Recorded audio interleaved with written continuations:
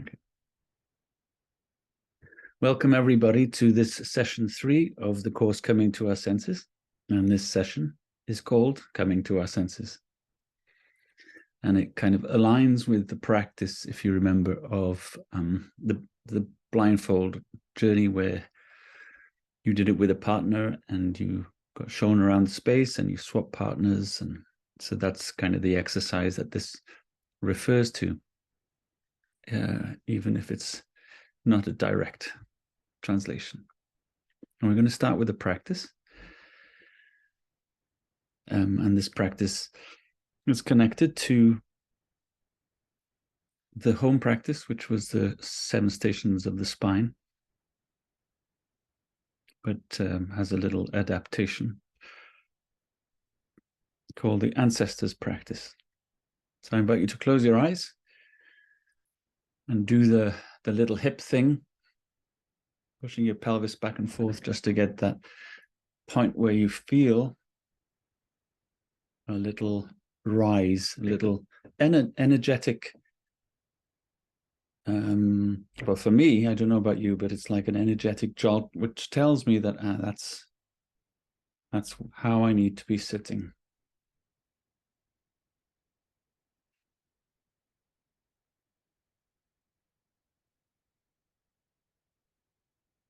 And today I'm going to be talking a lot about anchoring the mind in the body. The body being an anchor for the mind, the body and the breath, actually. So when we bring our mind, our attention down to the feet on the floor, and the bum on the chair, we're starting to anchor our attention in the body so that it isn't flying around between thoughts, well, at least not as much.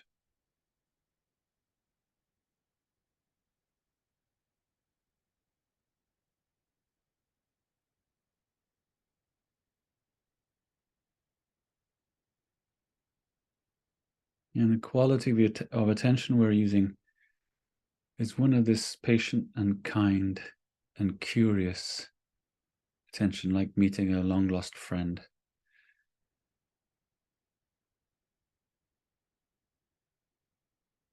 So we're being curious about the sensations in our feet and the sensations in the whole of our lower part of the body, lower half of the body. So including the legs now. Everything below the waist.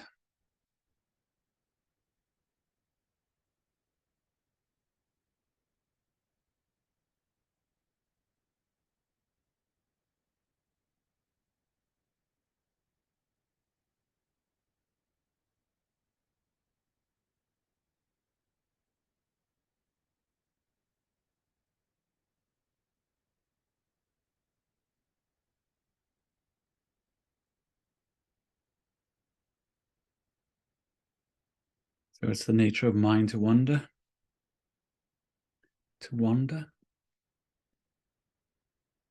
and to wonder.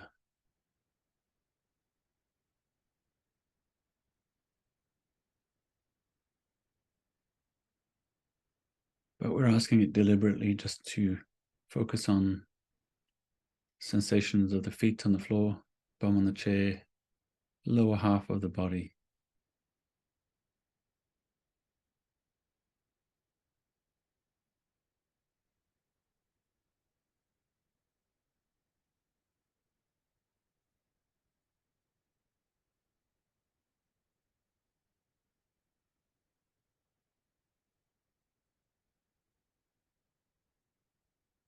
Coming up with your attention now to the lower spine.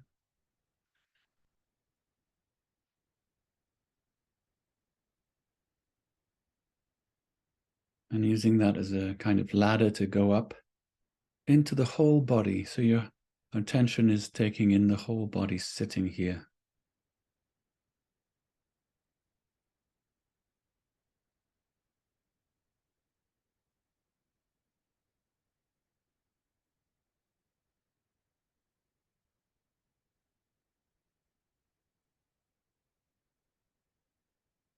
Seeing if you can meet what's here right now for you in this body without expectations, allowing things to be just as you find them and without wanting them to be different in any way.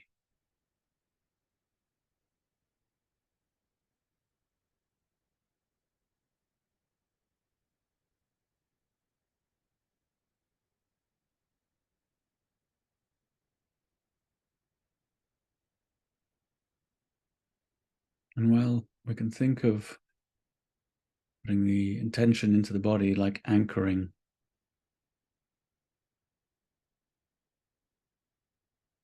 The tip of the anchor is the breath. So really narrowing our attention onto the sensation of the breath, wherever you feel it most vividly.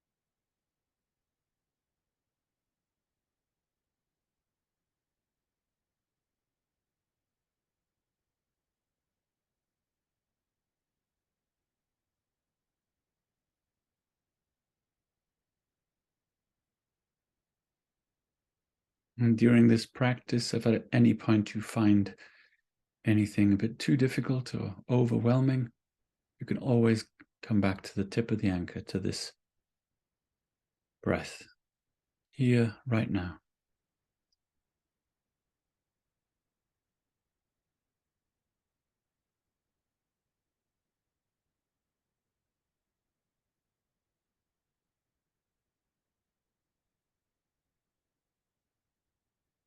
Now, in the 7 stations of the spine, we slowly went up the spine, but what I'd like you to do is find in the spine a soft space around the heart center.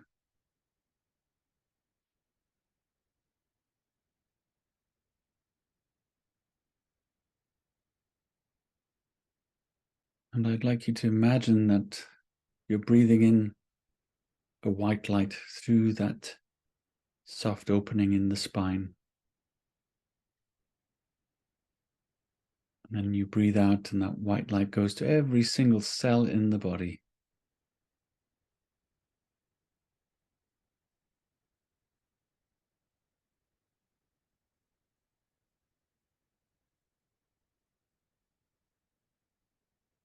This white light enters through a soft spot in the spine. When you breathe out, it spreads through the whole body to every single cell.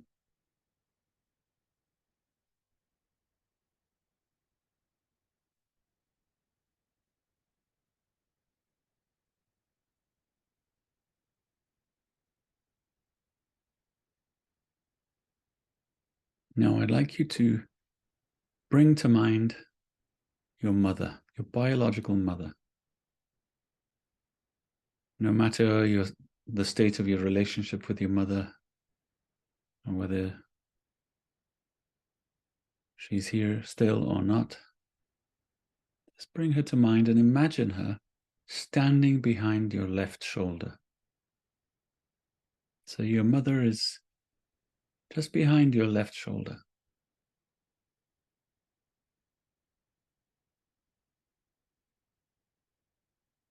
Just visualize her there.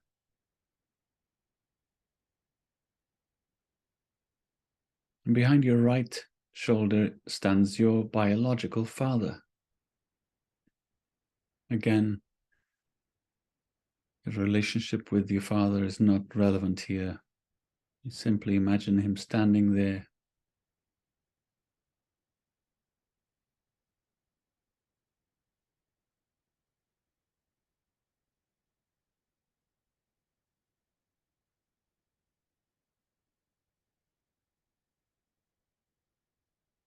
And the fact is that it's the energy that allowed them to survive to an age where they could have you that allows you to be here. So whatever the circumstances, simply imagine the white light that you're breathing in through the spine is also coming through them. Your mother behind your left shoulder, your father behind your right shoulder.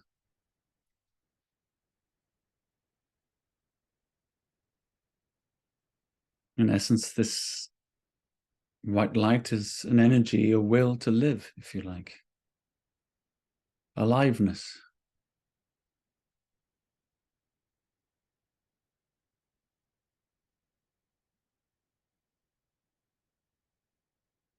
Now, bring to mind your mother's mother, your grandmother, your maternal grandmother. Perhaps you've seen pictures if you never met them. Imagine your grandmother, your mother's mother, standing behind the left shoulder of your mother.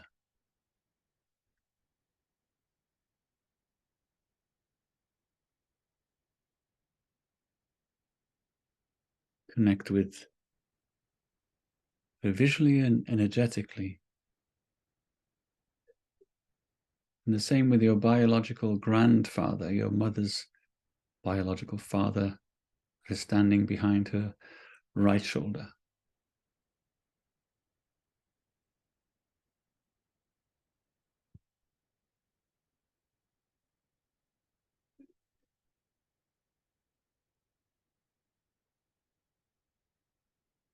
And likewise, their aliveness allowed your mother to live, and her aliveness allows you to be here. So imagine this white light, you're breathing in through the center of the spine and out, radiating out to every cell in the body.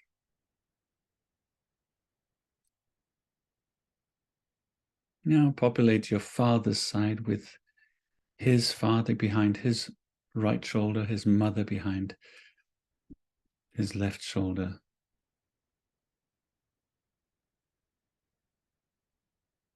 Again, if you never met them, you can visualize from photographs, from stories.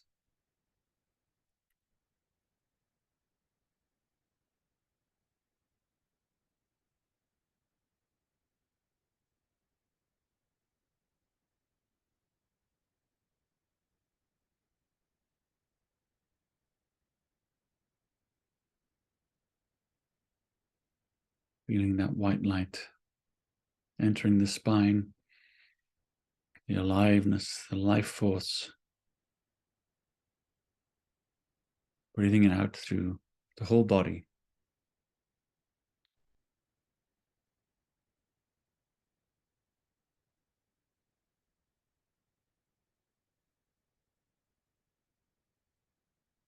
So going back another generation, your great-grandparents,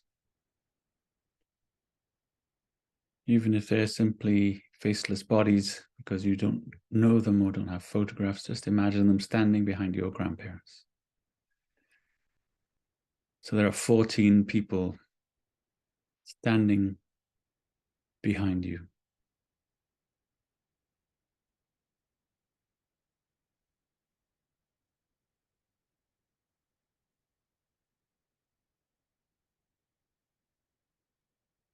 And their energy, their aliveness, their life force as a white light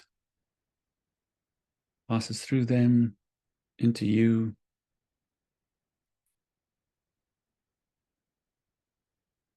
As you breathe in and as you breathe out, they go to every cell in your body.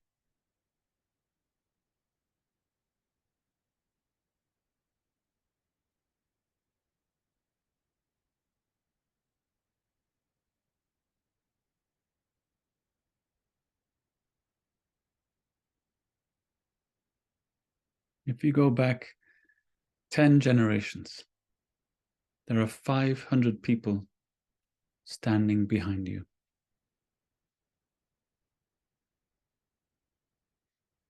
People who did brave things, terrible things,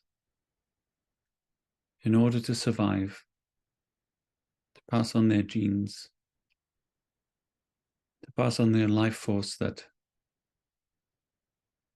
comes now to you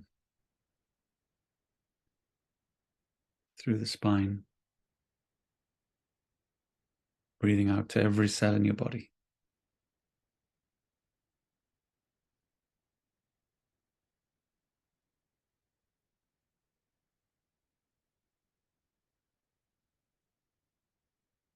If you go back 20 generations, there are 500,000 ancestors standing behind you.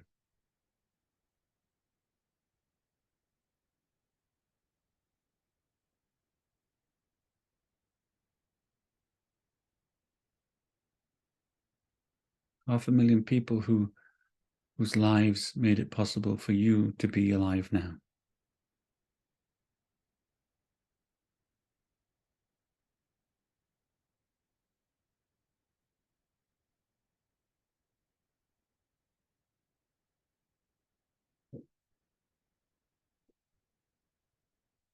And those 500,000 people and more, their life force passes down into you through the spine, and you breathe out to every cell in your body.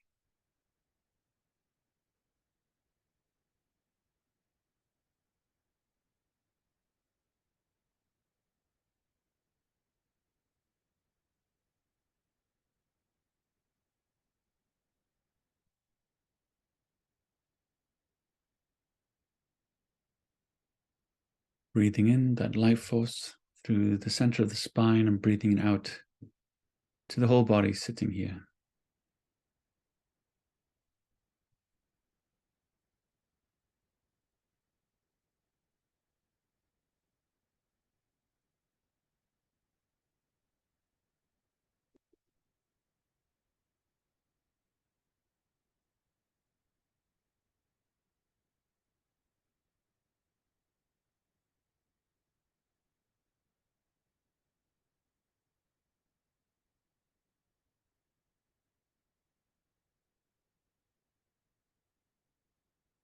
As we come to the end of this practice, I invite you to stand up and turn around with your eyes closed and to thank your ancestors if you so wish.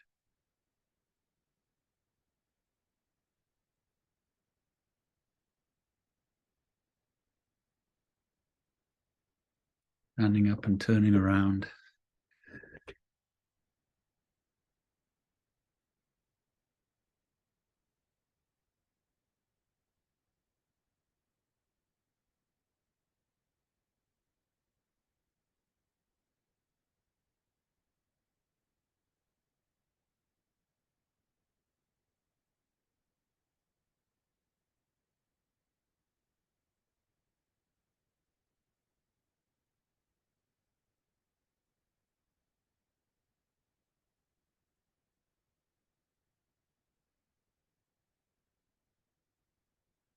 And in your own time, returning to the seat.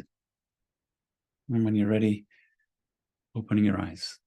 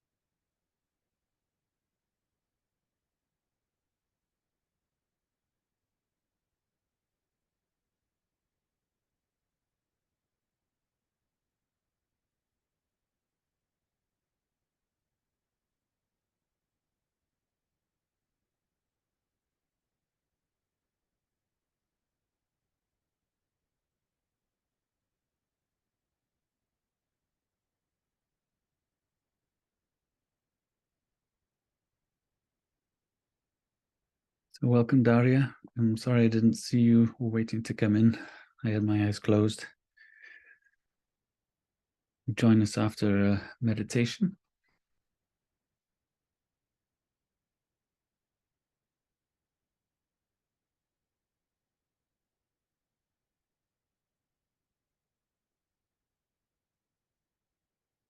And we'll just take a moment to, if anybody would like to share how that was for you.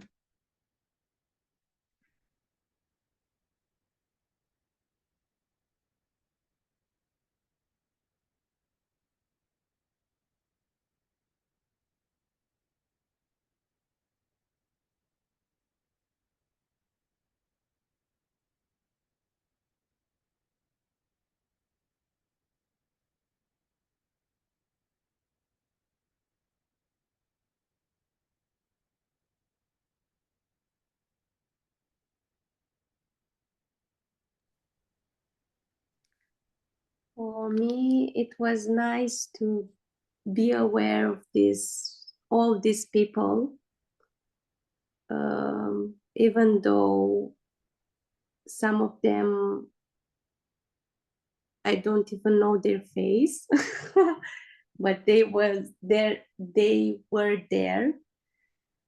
And when I turned around with my eyes closed, it was a beautiful image that somehow all of these people form some wings, like they are on my back and they are actually wings of people. It was a nice image. Good evening. I'm sorry. That's okay. I'm sorry if you were waiting in the waiting room for a while, because my eyes were closed, so I couldn't see. But you're welcome. I'm glad you're here. Thank you.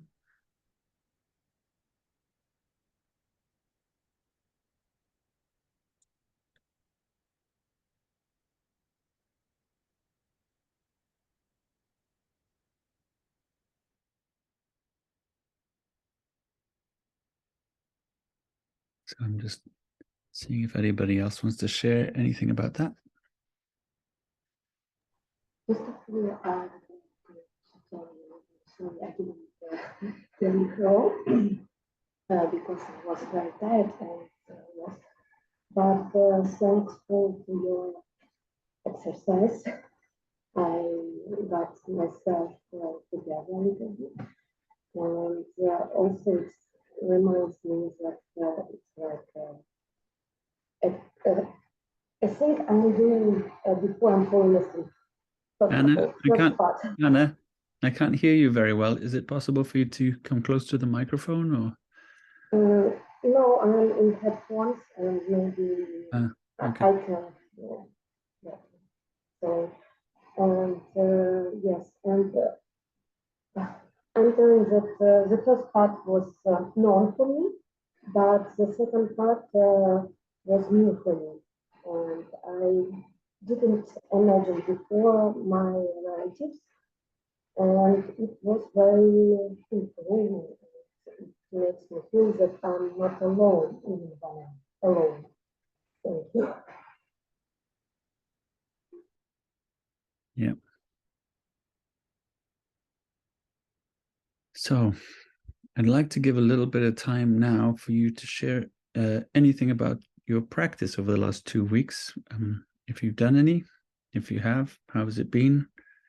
I know there are some people who've only been practicing in India, but not the things that I've been sharing, your own practice. But if there's any thoughts or concerns or anything you'd like to share about the home practice.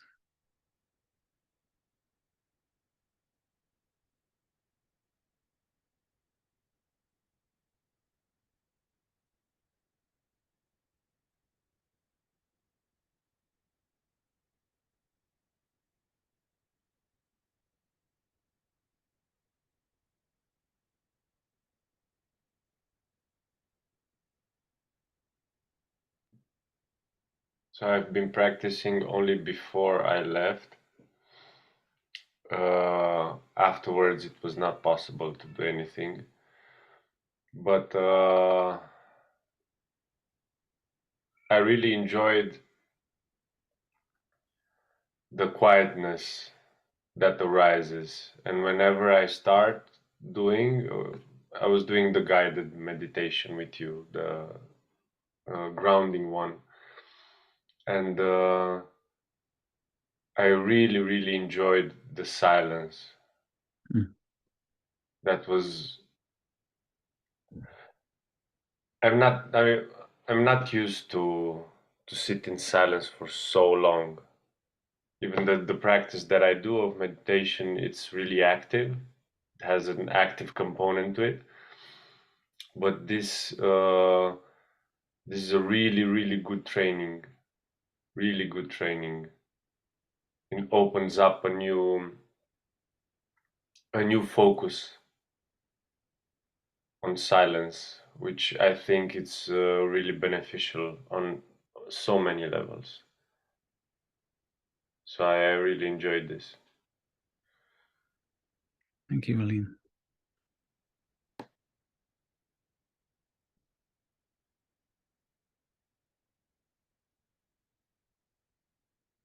So the home practice is the most important part of this course, not me talking or sharing these PowerPoints. There's the neuroscientists have found that information does not change behavior. So it doesn't matter how much information you have about mindfulness, unless you practice, then it's kind of meaningless, really. So I would recommend you give these meditations a try and see what it changes. And I'll go into that a little bit now. I'm going to share the PowerPoint.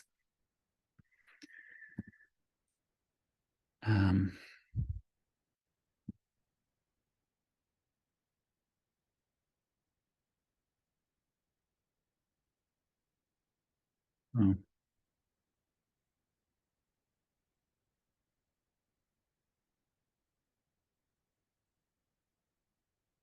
Here we are in session 3. So you'll recognize maybe this situation, this picture. And I like this picture because it's all these books in the background. And then there's this other thing happening in the minds of the people in front of the books, a different kind of intelligence. And what we're going to talk about is those two different intelligences. So that was the home practice, taming the balloon dog. So it was sensations of the spine, dropping the balloon. And these little hacks are quite useful as well. The hip array, moving a hip if you're sitting to activate the polyvagal nerve. So you can continue doing these, but there'll be other home practices that I'll present at the end of this session. And what we're talking about is the experience of being alive, which separates into these different experiences. This thoughts, body sensations, emotions, and actions and impulses. So generally what we're doing is one of these 4 things. And if you remember, I talked about the bacteria called I can't remember the name now, Pseudoxylem syringae, that pulls together water molecules to create ice. I've learned that actually if you have purified water, it doesn't freeze until it's -40 centigrade. So when you put water in the freezer, the reason it freezes is because this bacteria is in it. That's also why when people make ice cream, they warm up the milk first and it freezes faster because it's creating more of these bacteria to create the ice molecules.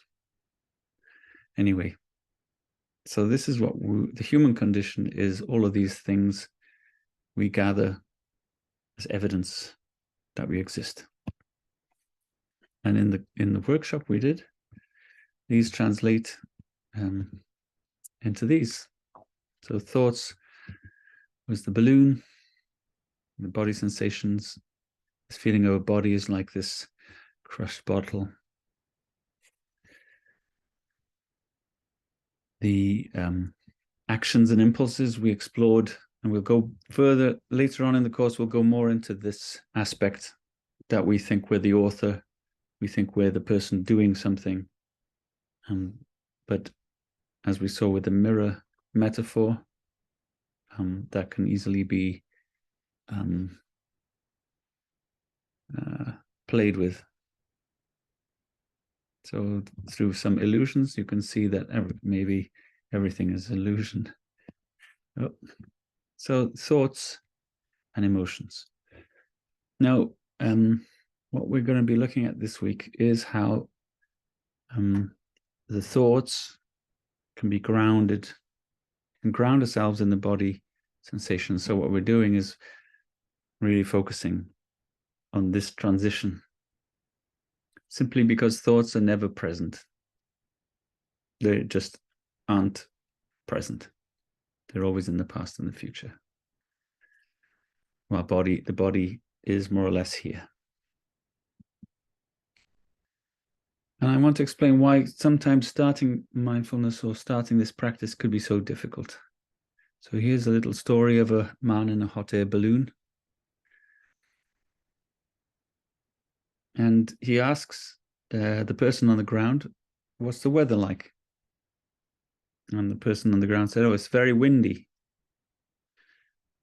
And the man in the balloon said, really? It's totally peaceful up here. And the reason it's peaceful is because he's moving with the wind, while the person on the ground is feeling the wind.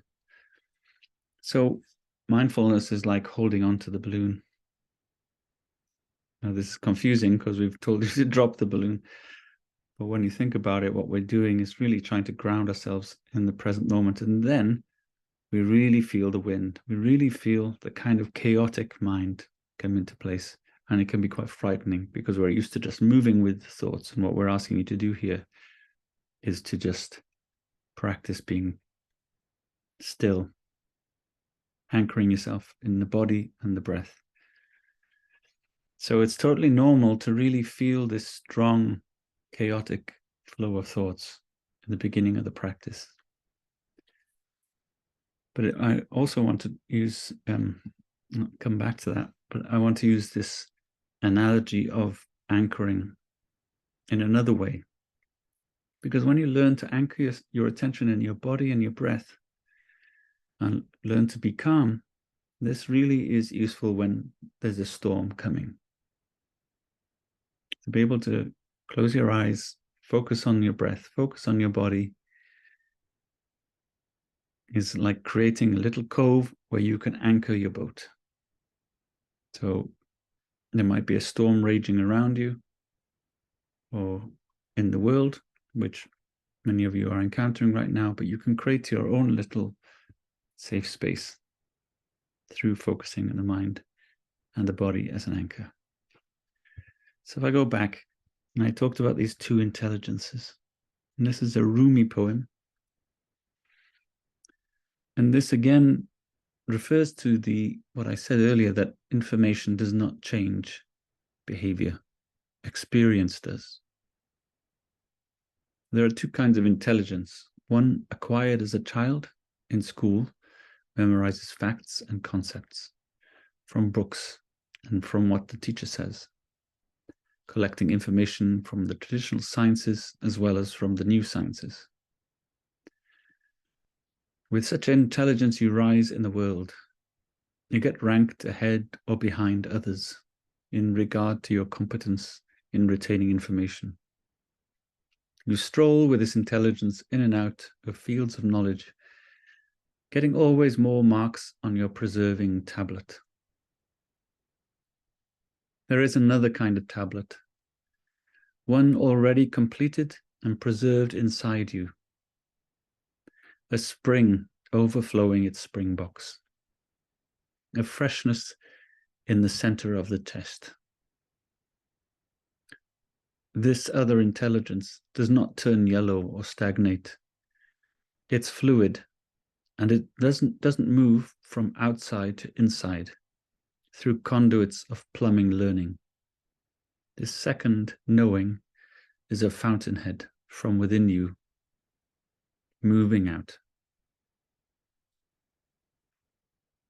So that's why I like this photograph, because the information being passed between these two people is richer than all the information in those books behind. And while we're teachers, and many of us are here, that kind of intelligence we learn from books. It's very important. But equally important is this fountainhead that comes from the inside out in the heart center. And in fact, is this intelligence that is changes the world in the end, more than the intelligence of the mind. And this leads me to talk about the difference between a maze and a labyrinth. So there's a famous Indian guru who said that if you go the way of thought, you enter a maze from which there is no escape. And it does feel very much like, as an individual, we have to make decisions, whether to go this way and that way, and there's definitely a right way or a wrong way. But what I'd like us to move towards is the possibility that life is more like a labyrinth. It only appears that there's somebody making choices here, when in fact there is only one path. There are no decisions to make.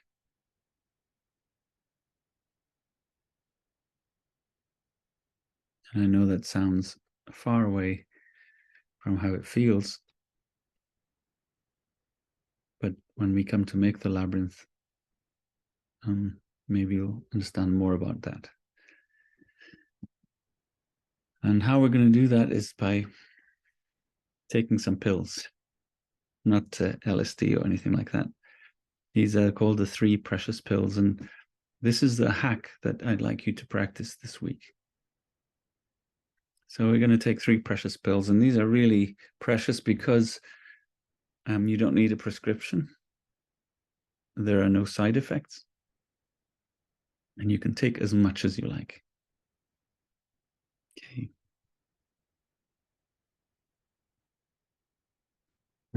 Aline's very happy about that. And when you do this practice, it doesn't take long. And we're just going to do it now, okay? So I'll explain the pills to you, and then we'll go through it. All right, so the first pill is a white pill.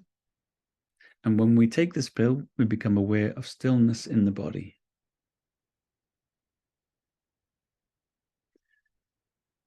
Stillness in the body. And I like this poem. As the cricket's soft autumn hum is to us, so are we to the trees, as are they to the rocks and the hills.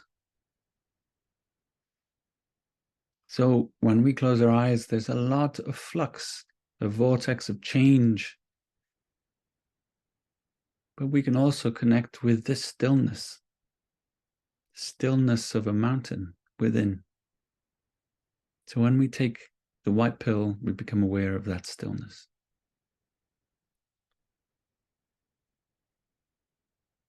And we'll go through these again. I'm just wanting to explain each one. The second pill is a red pill, and when we take the red pill, we become aware of silence. I'm going to play some music you'll recognize. I'm going to stop sharing and then reshare so that you can hear it.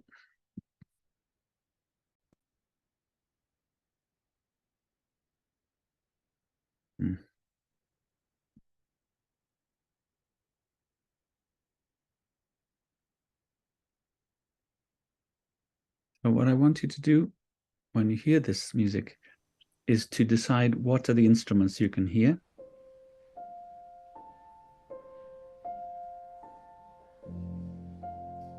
I want you to think about who wrote this music. What was he or she trying to write about? maybe where that composer came from.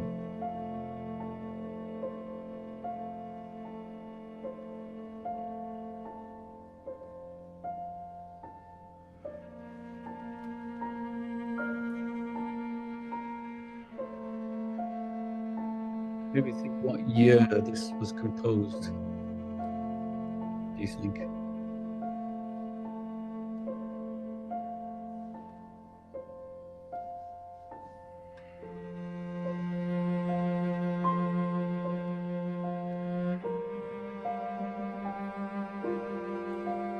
What are the notes being played? If you know music, what notes are they? What key is this in?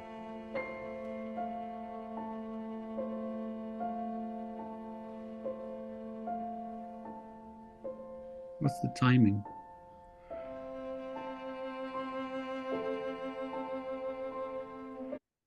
Okay, so I want you to listen again, but without looking for that information. I want you to listen, just simply listen to the music flowing over you without thought.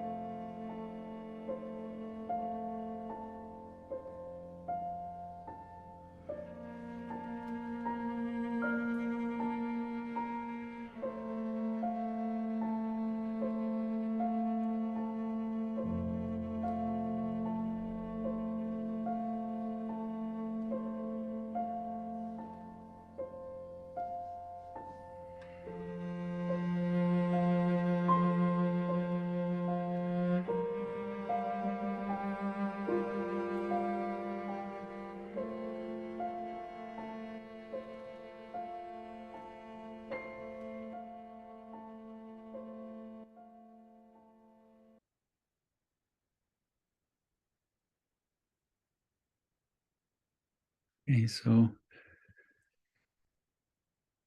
when we take the red pill, even when there is chattering in the mind, maybe we're in a noisy place, we can hear the silence too.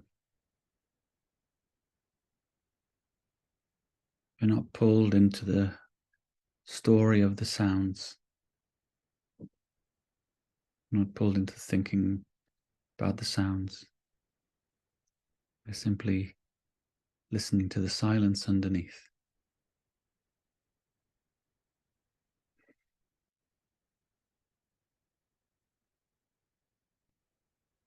And the blue pill is the third pill. And when we take the blue pill, we become aware of spaciousness. Now I can feel like the mind is crammed with all this intelligence, this plumbing intelligence, this pipework of rattling thoughts. It can feel like a cell. But we have a memory perhaps of being on the top of a mountain and seeing that space, or of clouds parting in the blue sky. So when we take the blue pill, we become aware that this spaciousness, even though it feels like, or might feel like the mind is cloudy, there is also a blue sky, an infinite spaciousness.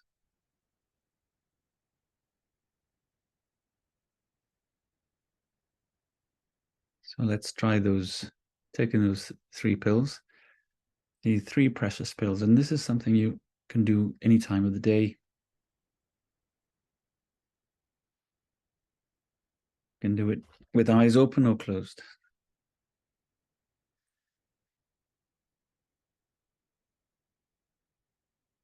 So the first precious pill the white pill. Become aware of stillness in the body.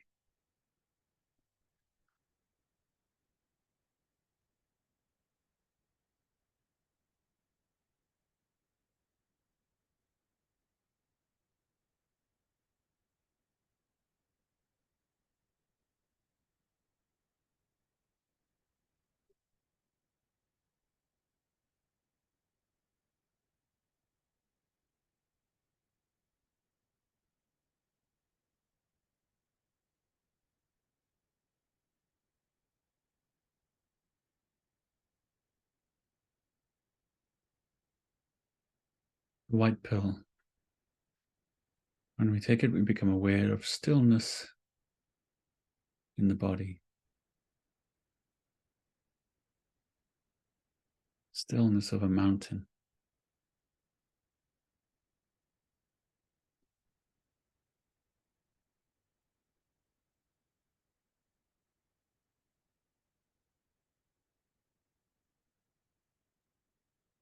The second pill is a red pill. When we take the red pill, we become aware of silence.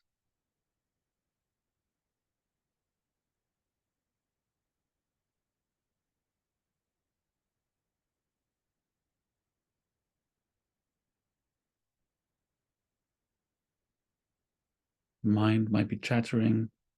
There might be sounds around.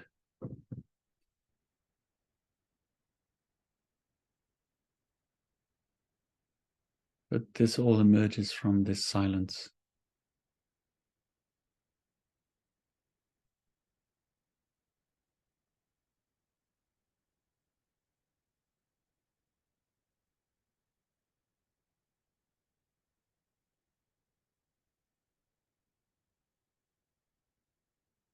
Doesn't exclude any sounds. Doesn't exclude the chattering mind. It includes all of it. And yet,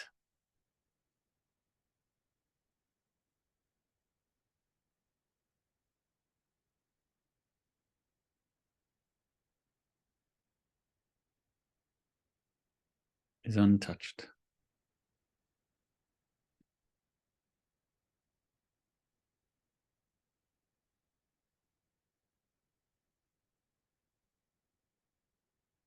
And then the third pill is a blue pill. And when we take the blue pill, we become aware of spaciousness.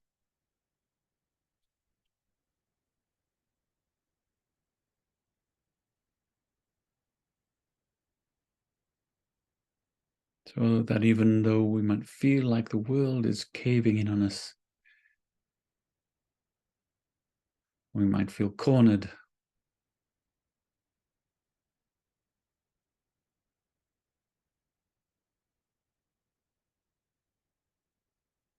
We might feel like the sky is falling beyond the clouds. Is the blue sky.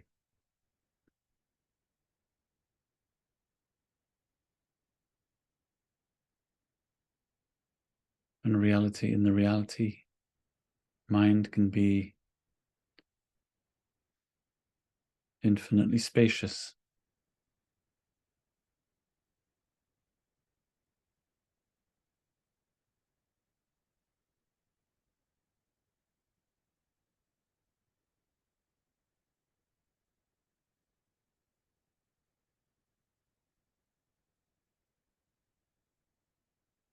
Those are the three precious pills.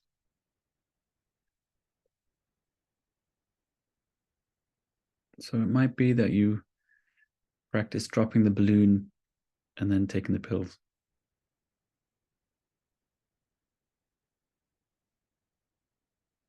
If dropping the balloon works for you.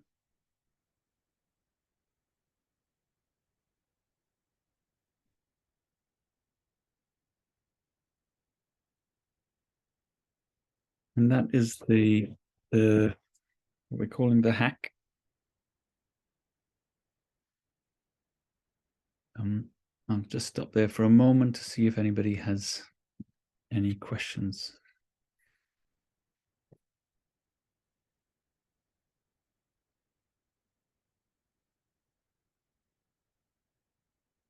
or any reflection on presentation or that practice.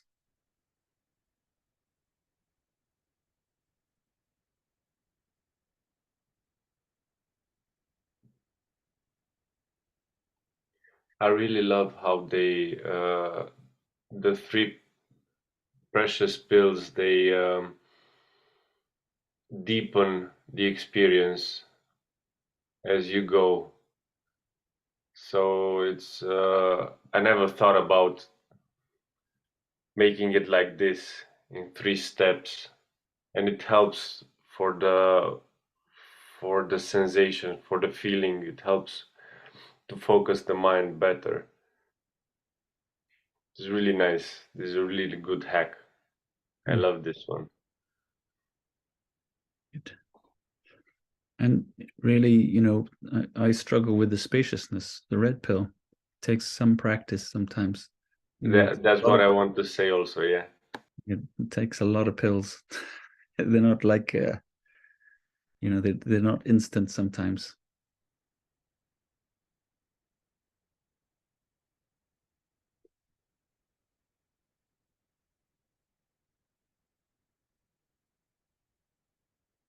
And what you can do once you've taken the 3 pills is really to,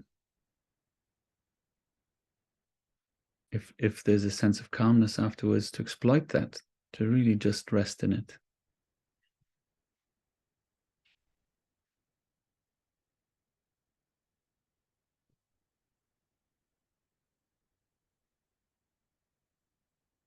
And now we're going to move on to the home practice, which is the guided meditation that you're invited to listen to, and which Eugene has very, very grateful has translated into Russian. And that's called The Sense of Being Alive. And that's my daughter experiencing snow. I don't know if it was the first time, maybe. And I'll put the link to the Russian version into the chat, and I'll also put it in Telegram for you.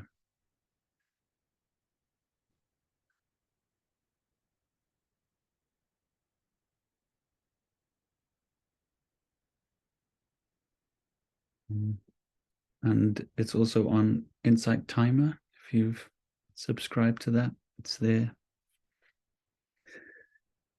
And I think it's on YouTube as well. But if anybody has difficulty accessing it, just email me and I'll send you a link. So we're going to do, I think I'll do a 15-minute version. The guided meditation is 30 minutes long. So as best you can, have a listen. But it goes something like this. So again, always we start with the body, this heavy weight that anchors us to this earth. And feeling that gravity on, the effect of gravity on this body, the touch of gravity.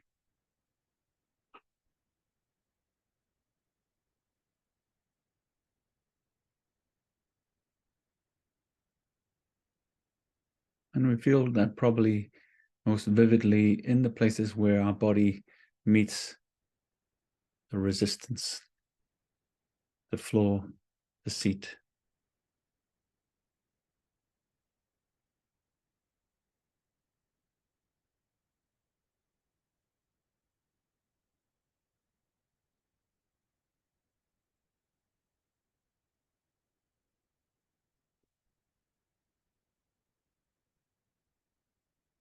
A touch with the earth.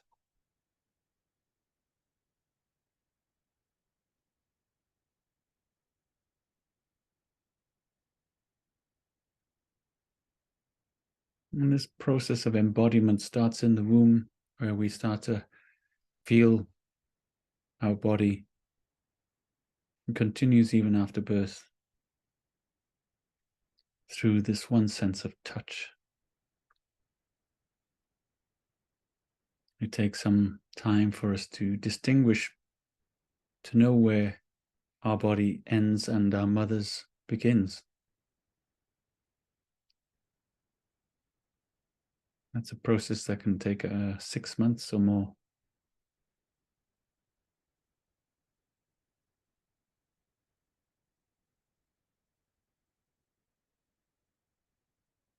So there's this touch of the skin against clothes. There's also the touch of our inner organs, our muscles, our bones and sinews and such in movement.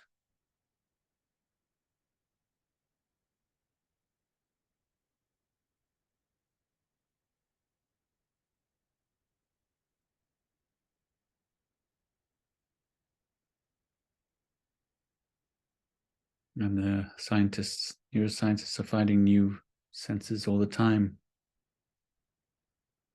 Like a thin layer, like cling film that goes all the way around the body called fascia. It gives the body its sense of wholeness.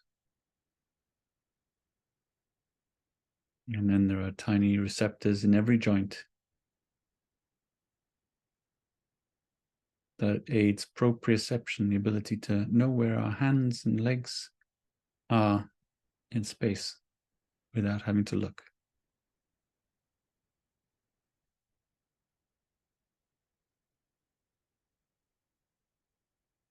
So all these are signals relating to touch.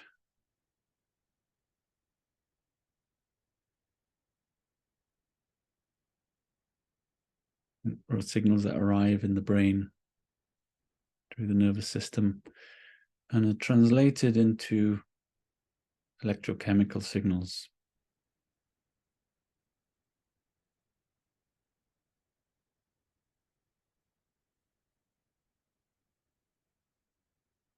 And then we can feel the touch of air passing through the nostrils.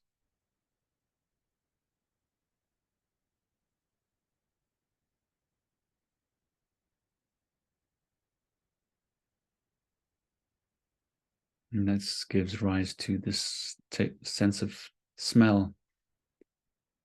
Bringing that curious attention now to the sense of smell.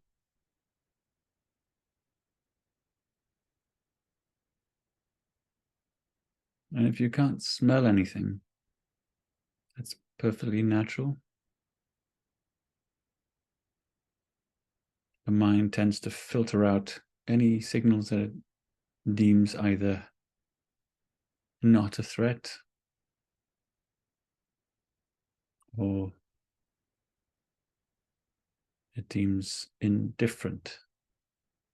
If it's something burning, we can smell it. If it's tasty food, we can smell that.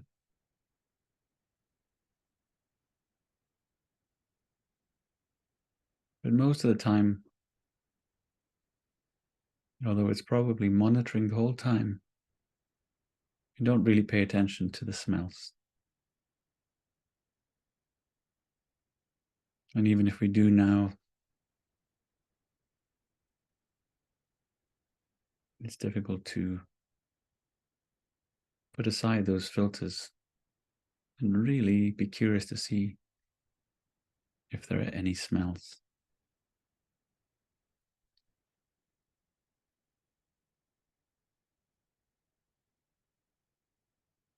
And it's the same with taste, with the mouth. There's always taste in the mouth.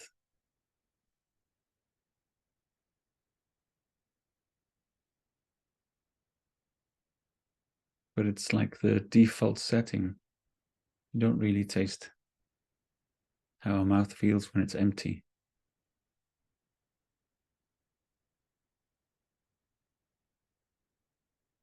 Let's do that now.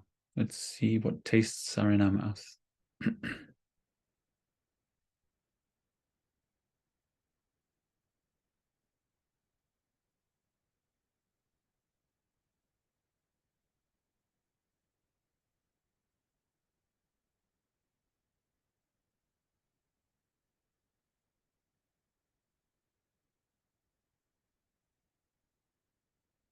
And we don't explore how our mouth tastes without anything in it, because there's nothing to exploit.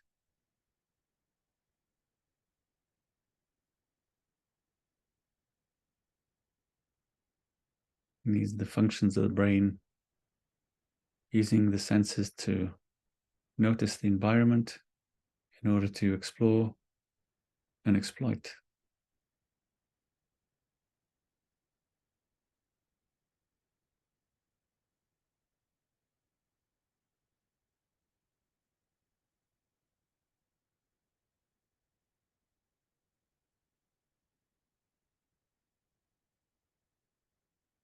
Noticing now the sensation of seeing with our eyes closed.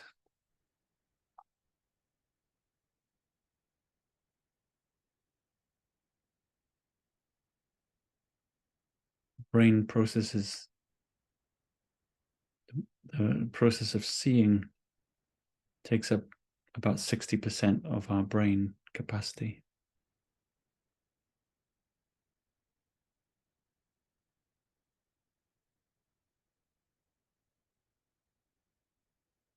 So the brain gives a big sigh when we close our eyes, since it can rest.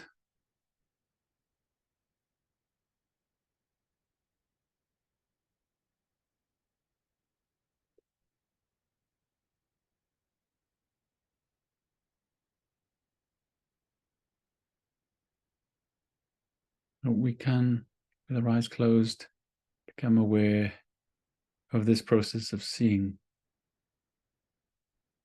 Perhaps ask, who is seeing?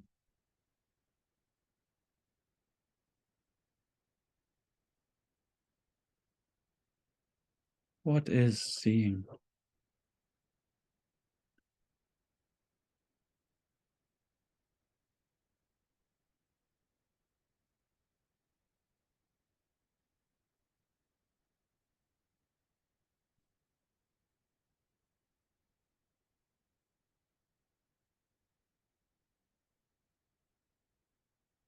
Let's notice now this capacity to hear, hearing. This is the sense that is very much monitoring our environment 360 degrees.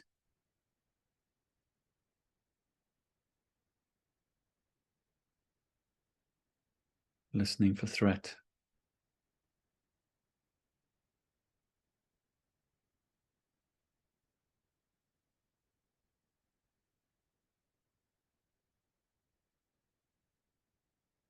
And it becomes an imperative of the brain to name what we hear, to interpret,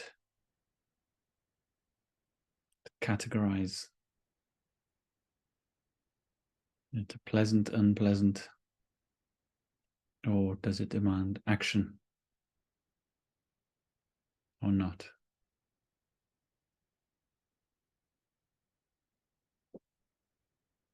But let's see if we can hear the sounds just as waves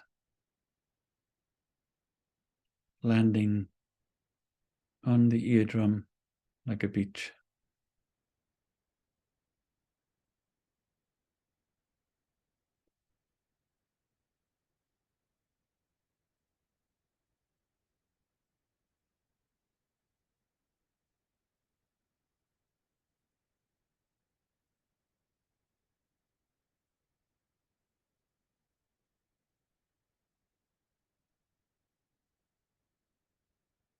So all of these five senses are sensed through these five sense organs, translated into electrochemical signals.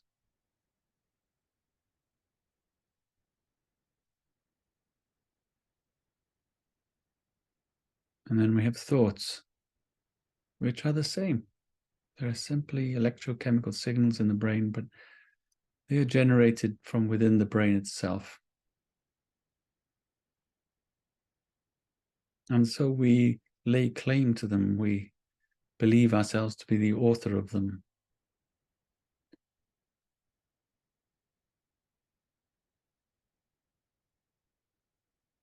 But we don't claim to be the author of the tweeting birds or the sound of traffic.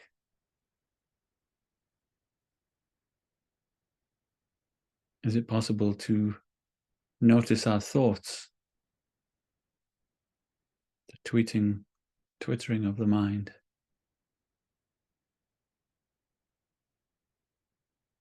Simply energy arising in the brain.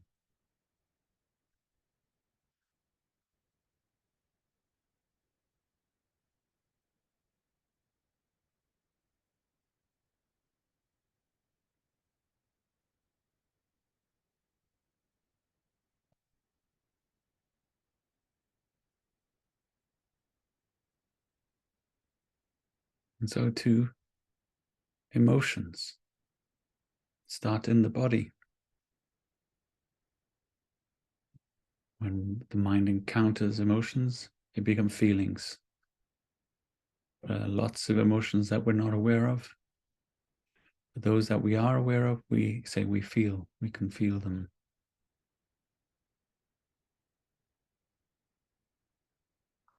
And again, they're my feelings. I am the author. I lay claim to this feeling.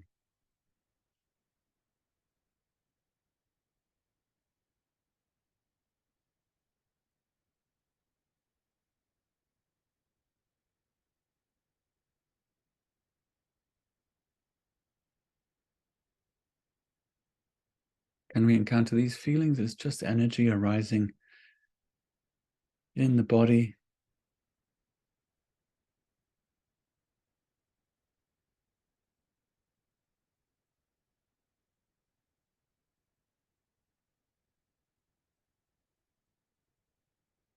Being translated in the part of the brain called the insula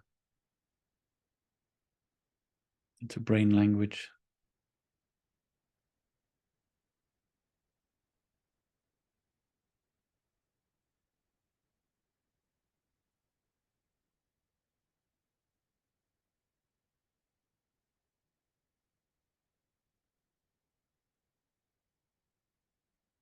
And all of these senses, these 7 senses, so occupy our moments, waking or sleeping. There is one sense that we can easily become indifferent to.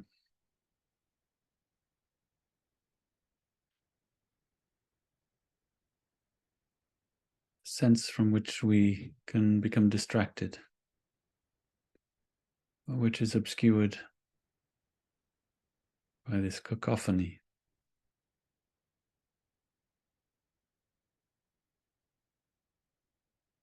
I invite you to connect with that sense now. And that is the sense of being alive. The sense of being alive.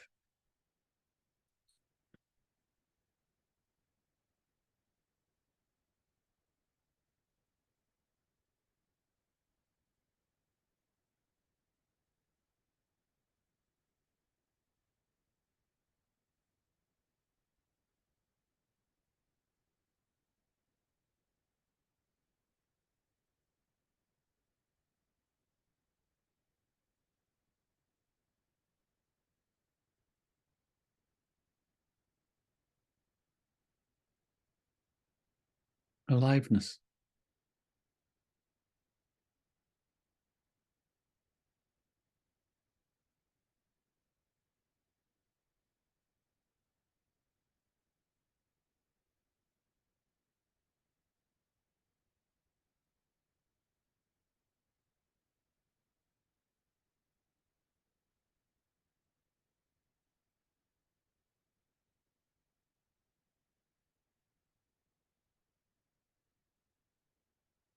You notice yourself trying to define or capture this, to pinpoint this aliveness. Just drop the balloon and let the question sink into you. What is this sense of being alive?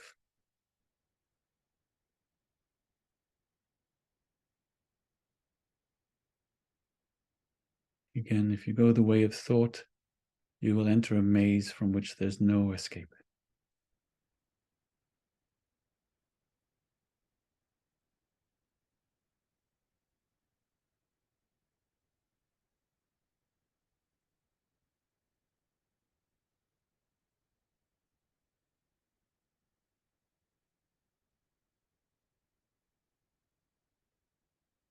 Connecting with this sense of being alive.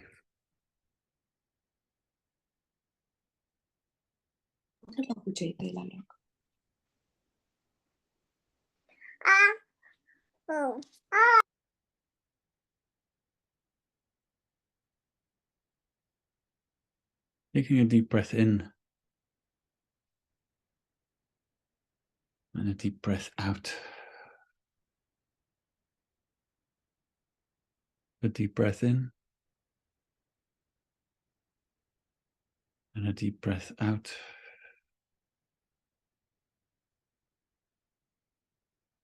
Deep breath in and holding it.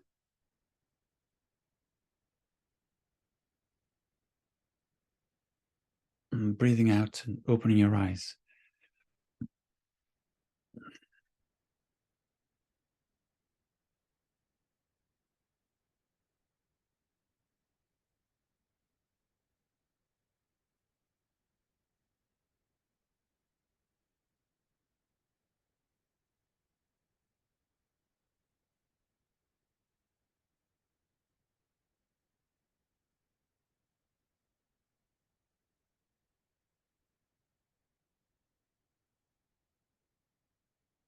We have a few more minutes left to share how that was for you.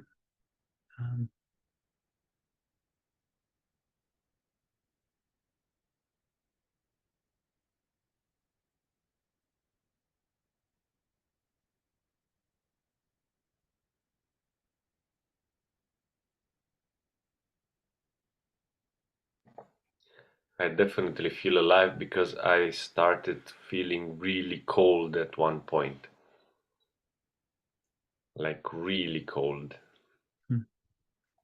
So it was really interesting feeling.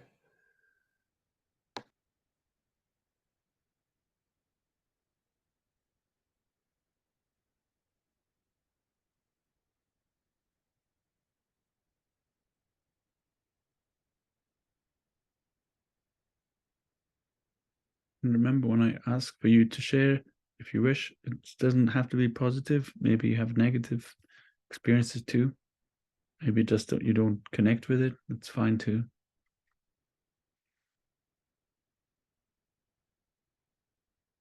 It's whatever you experienced.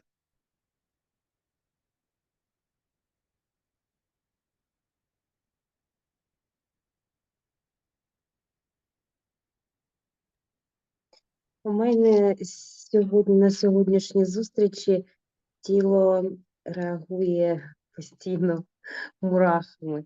Постійно мурахи бігають по тілу. Якщо All today, my body reacts by the goosebumps all this evening.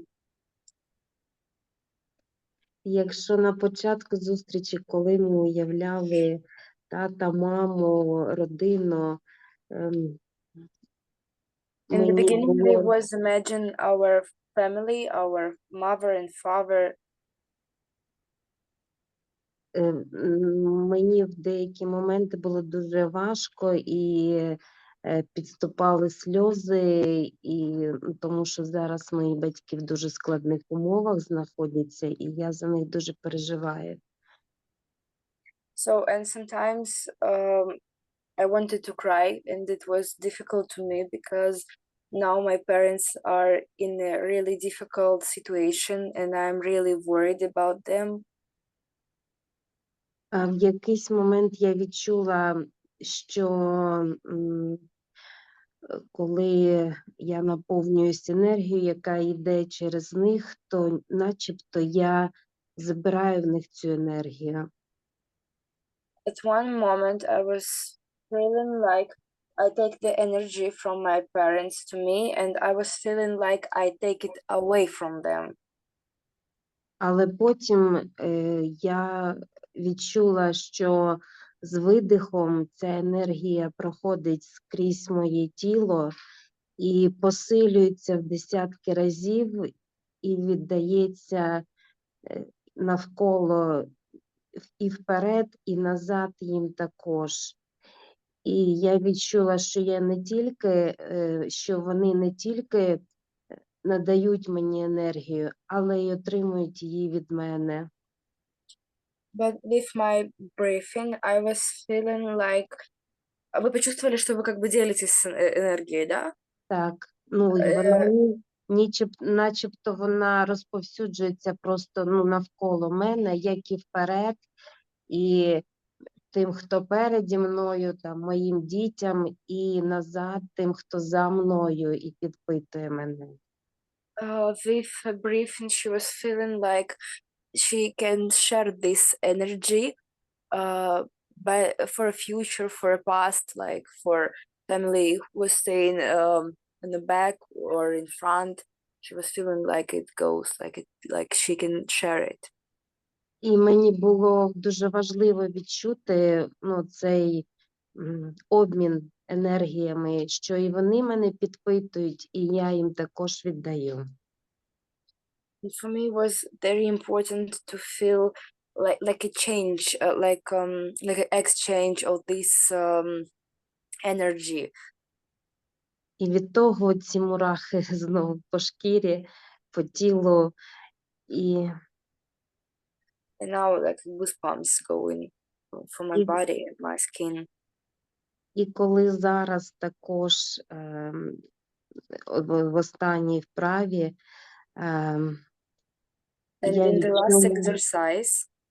я відчула життя, це як в дитинстві ми їздили на велосипедах, без рук, руки розкидуєш, і оцей вітер в обличчя, і тепло, і вітер, і просто такі, немов би ти летиш.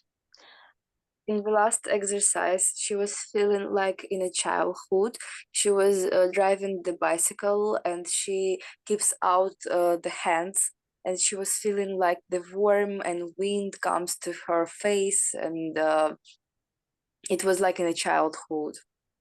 І знову теж мурахи по шкірі, And і again the goosebumps comes. Відчуття життя і свободи, і наповнення енергії. Alive, she feels full of energy and she feels freedom.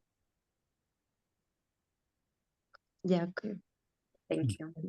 Thank you. Thank you, Tatiana.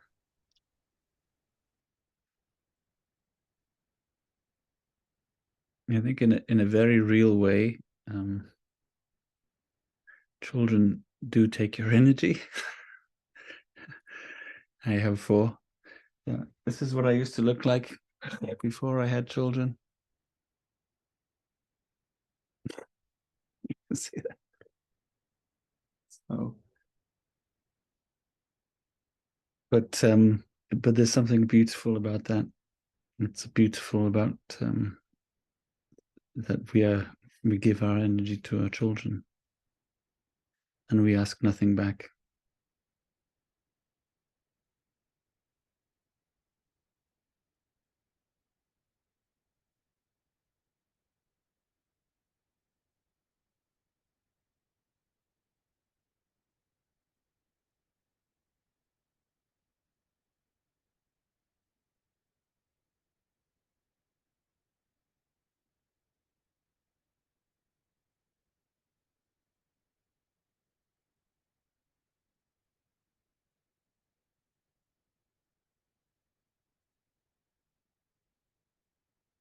Okay, any other comments?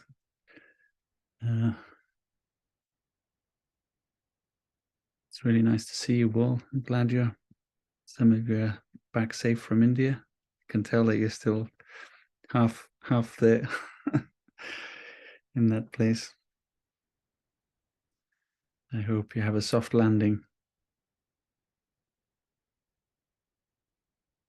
And I can't wait till I see you all in April. But for now, until next week, ciao.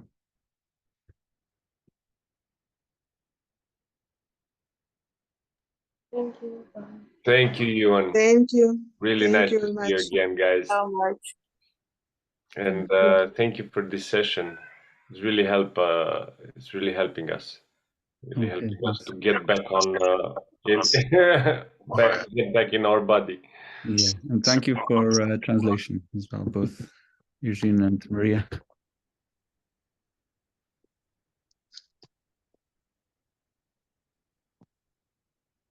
So I'll stop the recording now as well.